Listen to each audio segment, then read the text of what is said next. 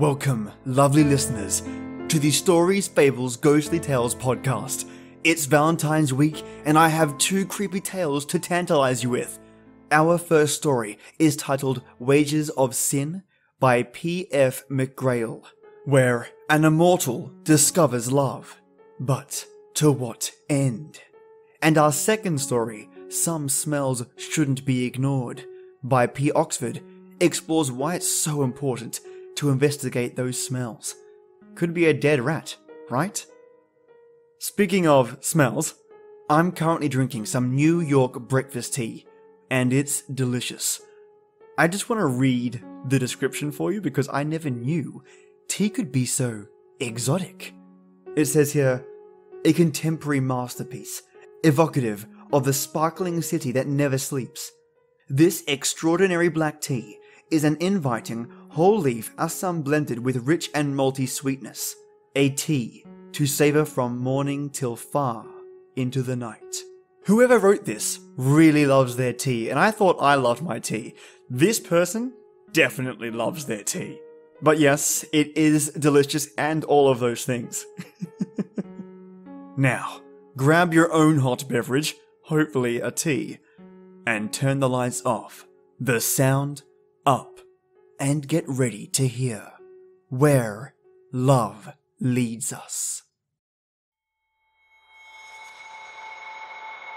The first time I died was easily the scariest, but it was far from the most painful. One sensation comes from a lack of knowledge and the other from an abundance of it. After a certain point, pain and knowledge become inseparable. The first death was simple. I was a pauper living on the outskirts of Rome. I had just lifted some denarii from a wealthy traveller, and was walking quickly away when he slid a knife between my ribs.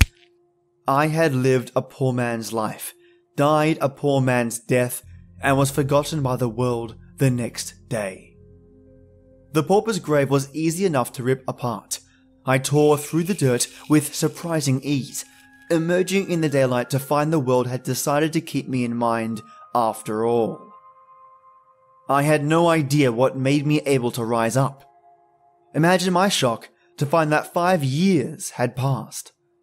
I understood on an intellectual level that the world would persist after my own death, but I found myself horrified to find that people had continued to live on as though my passing had no effect on the world I left behind.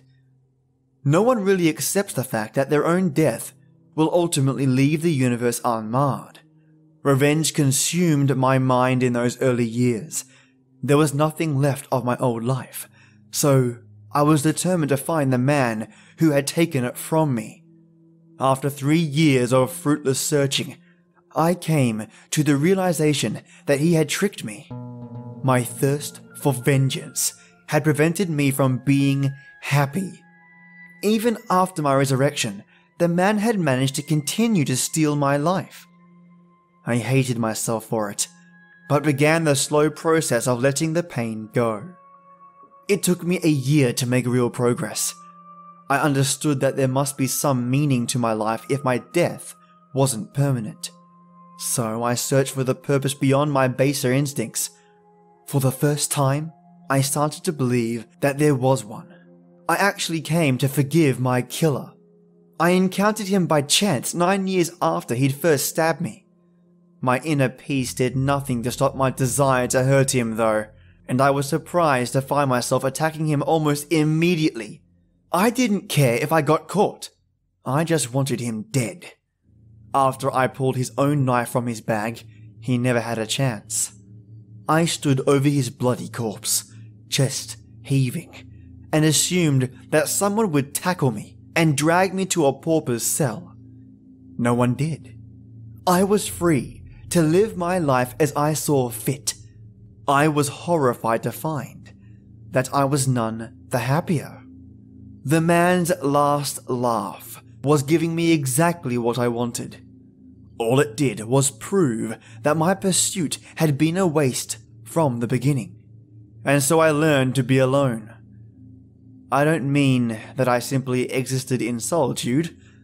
I contoured my soul to accept the fact that the majority of the self is isolated so deeply in our own minds that no person will ever truly know us. That knowledge helped me face life and survive it. It was always the same. I lived, I died. 5 years later, I rose again. My body couldn't burn or rot.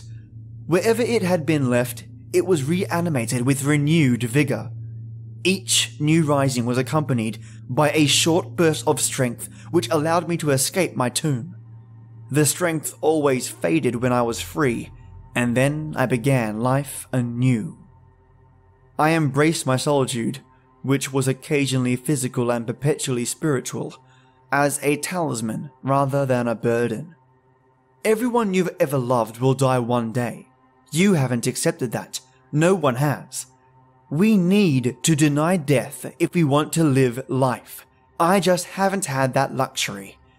That's my pain. That's my knowledge. And it was ripped away from me when I met Wendy.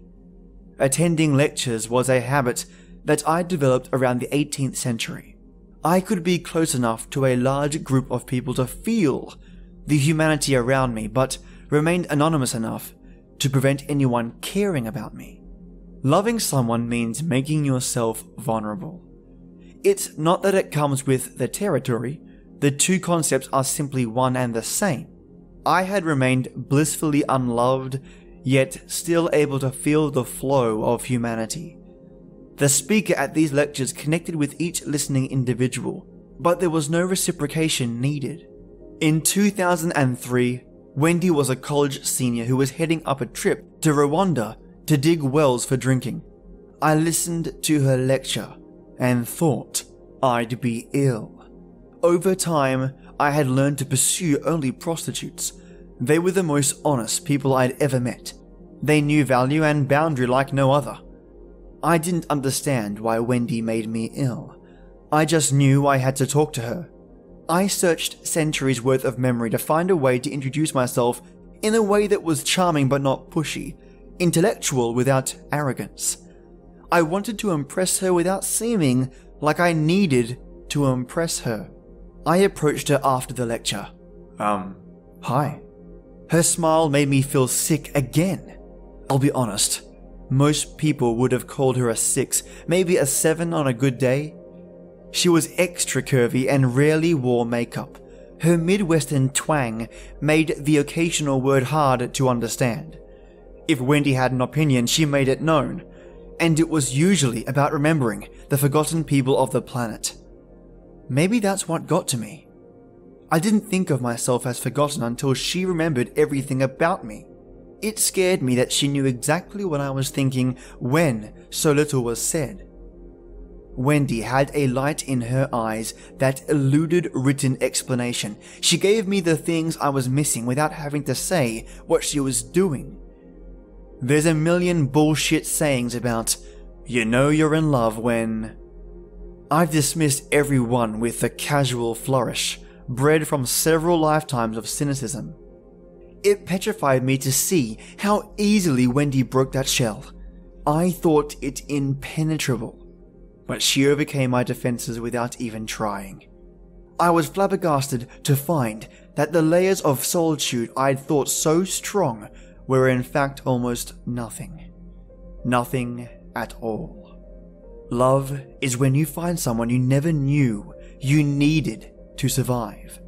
This was an astounding lesson to learn after nearly 2 millennia of not knowing it.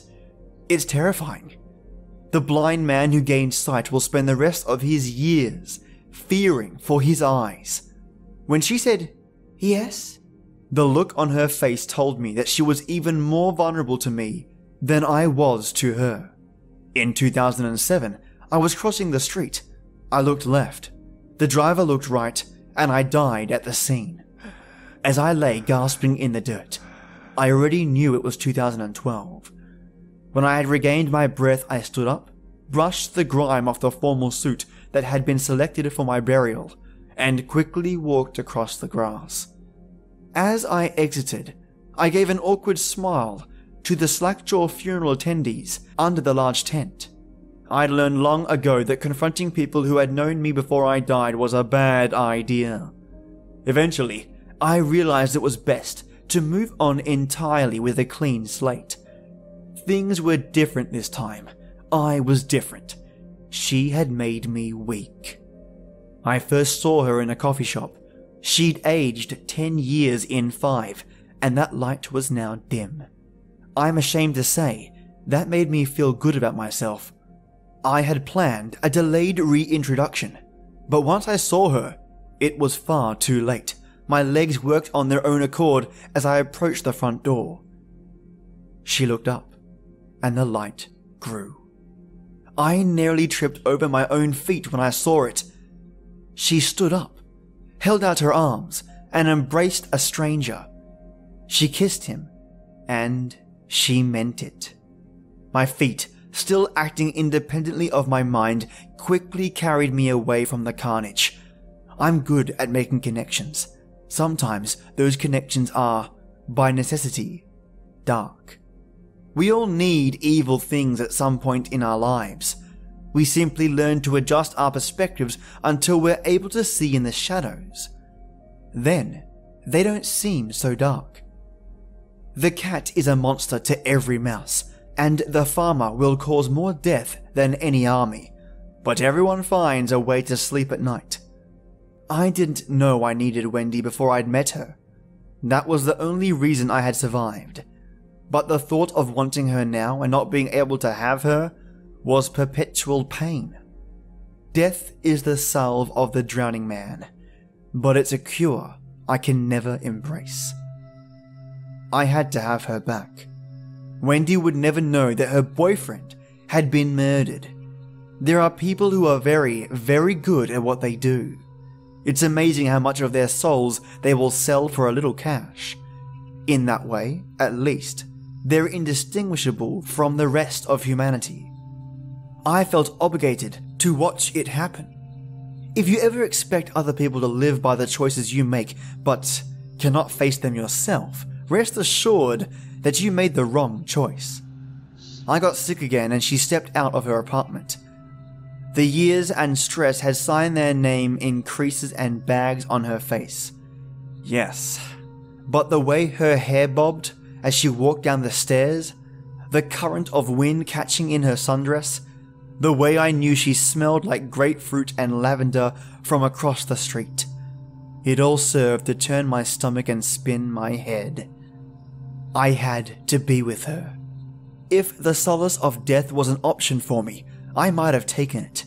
But that obligation would have to go to someone else. Mindless rage coursed through my head when I saw him. Tall, semi-attractive, flecks of grey in his hair. I saw past all her imperfections and right into his. He was an arsehole. Don't ask me to explain why. The white Mercedes turned down the corner, my fists clenched.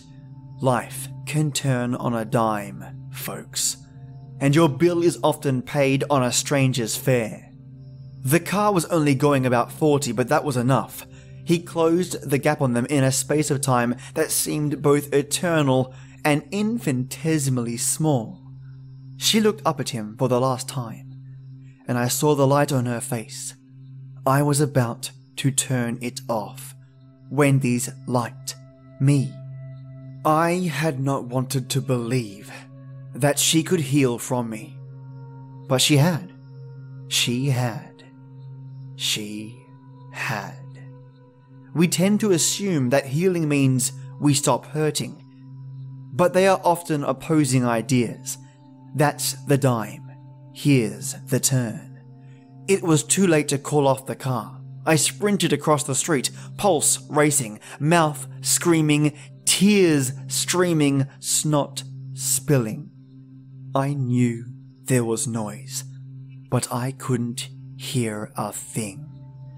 Mr. Arsehole looked up at me in profound confusion. I looked at him for the last time. Our collision stopped me instantly, and I fell flat on my ass.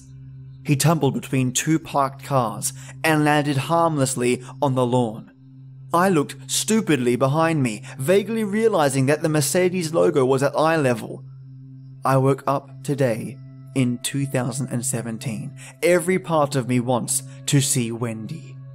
But I love her enough to give her a clean slate. I will never see Wendy again. My final gift to her. I waited 1,913 years to find her. And it wasn't just her. I couldn't find me until she changed me. I didn't know how bitter coffee tasted or how soft linen could feel until I met her. Does that make sense? Probably not. Suffice to say that the price of 4 years with Wendy was 2 millennia without her. I'm happy to pay that price again. And it's time to start paying, one day at a time. Just please don't judge the fact that I always carry 2 silly things in my pocket. One is a tiny bottle of grapefruit shampoo. The other, a vial of lavender perfume. And on to our next story. Some smells shouldn't be ignored. You know when people say, if something seems too good to be true, it usually is? Turns out, they're right.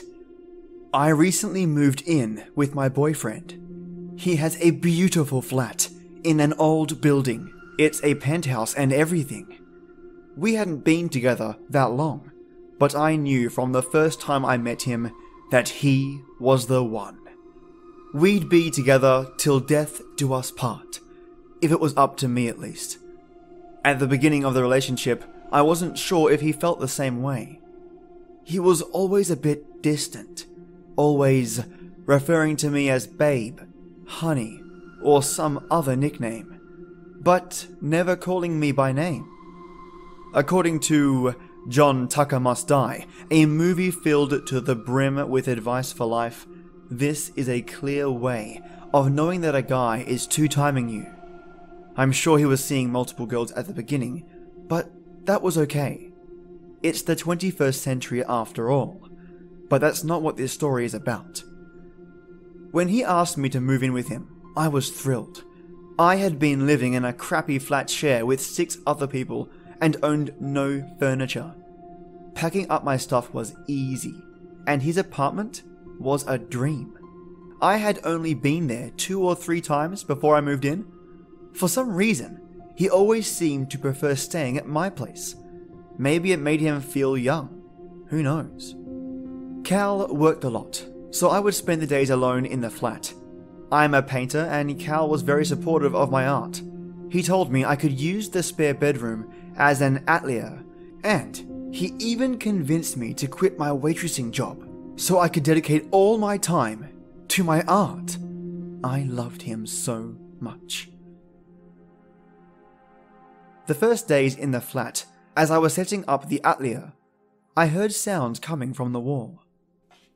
Rats. Damn. I've lived in my fair share of crappy flats, so I'm not unfamiliar with the sound of critters in the walls. Then, the flies appeared.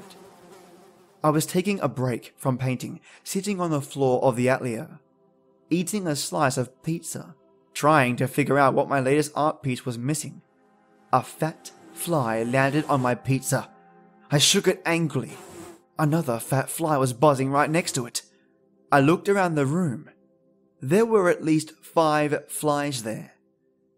When I told Cal about it later, he got really annoyed. What the hell have you been doing in there? I shrugged, frowning. His anger surprised me, made me uncomfortable. You don't eat in there, do you? He asked, disgusted. Sometimes. Well, maybe if you weren't such a pig, this wouldn't happen. God, if you're gonna make a mess, at least don't complain to me about it. I'm sorry, I exclaimed, distressed. His whole demeanor changed so fast. It didn't occur to me that it was my fault. Oh, babe, no, I'm sorry, it's just... I've been under a lot of pressure lately. I didn't mean to take it out on you. Just ignore the flies. I'm sure they'll go away eventually.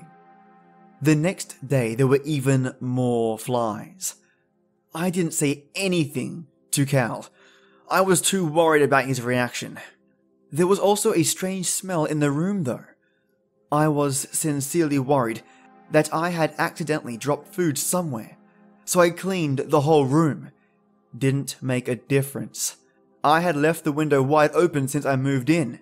I like to paint in the cold, so I decided the smell and the flies must be coming from somewhere outside. I closed the window. When I returned to the room after getting lunch, the smell had gotten much worse. I hadn't really noticed it as I painted, but after the fresh air from the outside, the stench was impossible to ignore. A rank stench of decay. I closed the door and opened the window. I decided I had to talk to Cal about it later. I guess one of the rats had died in the walls or something. Yeah, it does smell a little funky in here. Rats? No, we don't have rats here. No, I'm pretty sure we don't. I don't know why you would think that. Too much paint fumes in that little room? His eyes went dark with anger before he managed to pull himself together. I hadn't realized how temperamental he was before I moved in with him. You know what? I bet it's from the downstairs neighbor. Cal relaxed as he spoke. You remember the weird guy we saw in the lift that first day? I shuddered. I remembered. I bet it's him. His flat would be right under this room. I don't want to know what he's doing down there. You just spray some Febreze, and I'm sure it'll go away eventually. How could I forget the downstairs neighbor? I had only seen him once, the day I moved in, but it had made an impression. We had been taking the elevator down to get the last of my stuff, and it stopped on the floor below the flat. I noticed Cal looking uncomfortable, probably anticipating the neighbor. The doors opened, and I felt my nostrils flare in objection. The man waiting outside was tall, skinny, dressed all in black, and smelt worse than anyone I have ever encountered. He locked eyes with me, then let his gaze slide over to Cal, then back to me. I shuddered involuntarily. He frowned, staring at me for several seconds. Then he entered the lift without a word.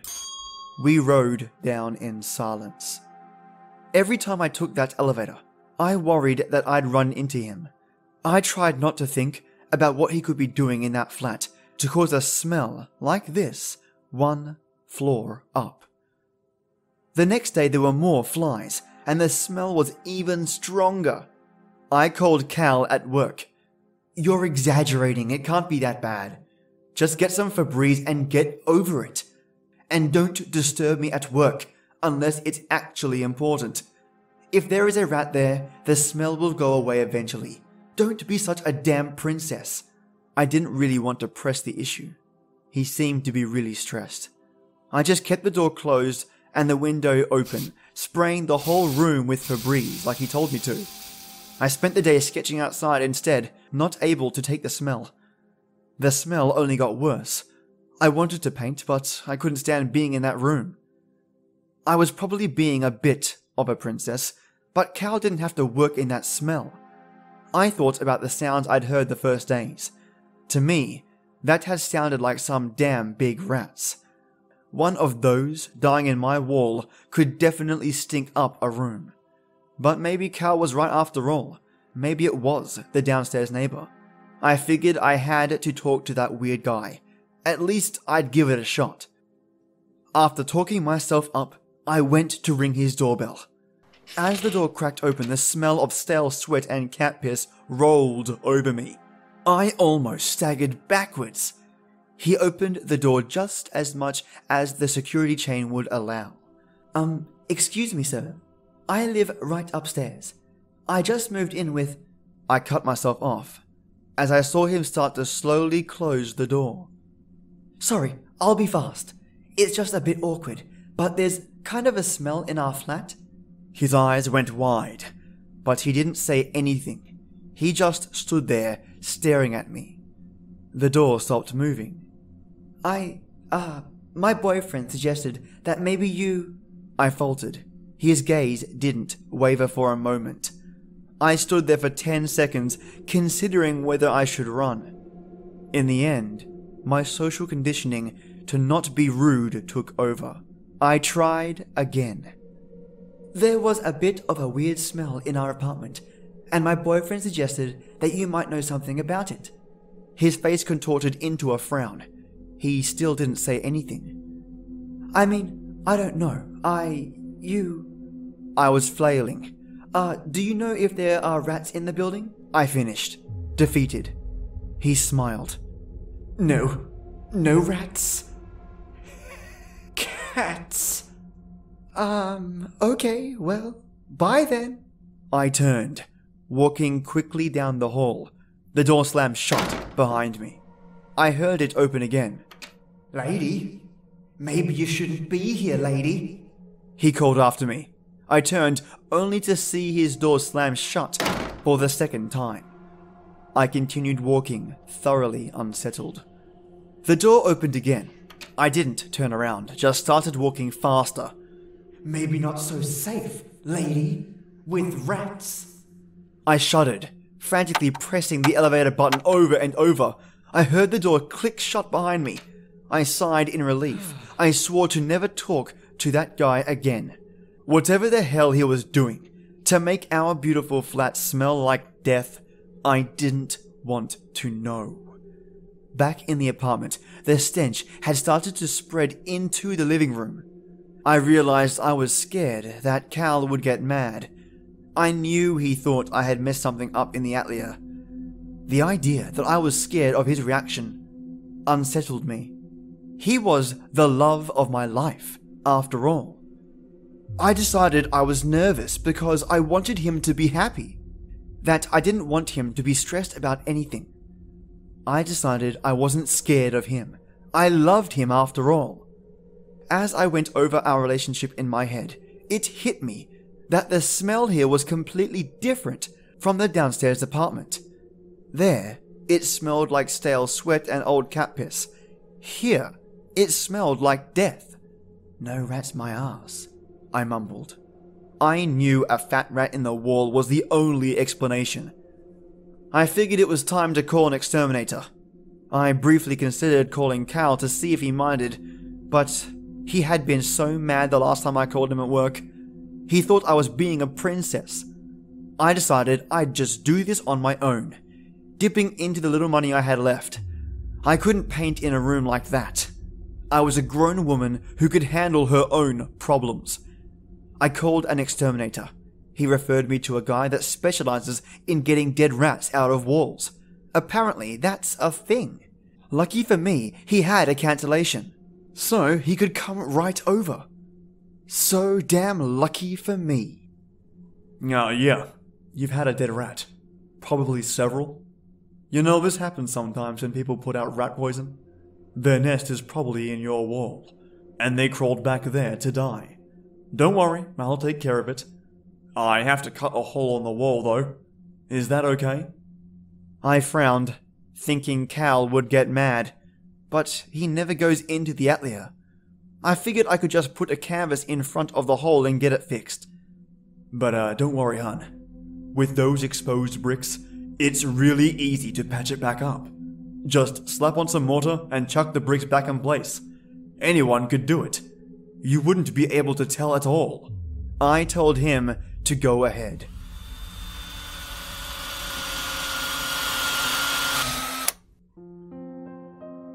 I was sitting in the kitchen when the police showed up.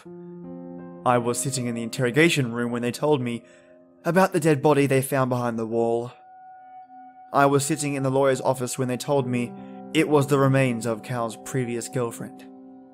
I was sitting in the witness box in the courtroom when they told me he had left her there to die a slow, horrifying death. I was sitting in the stands when they gave him life without parole for premeditated murder. But I was sitting all alone in a cheap motel when I realized that she had still been alive when I moved in. The building really didn't have rats.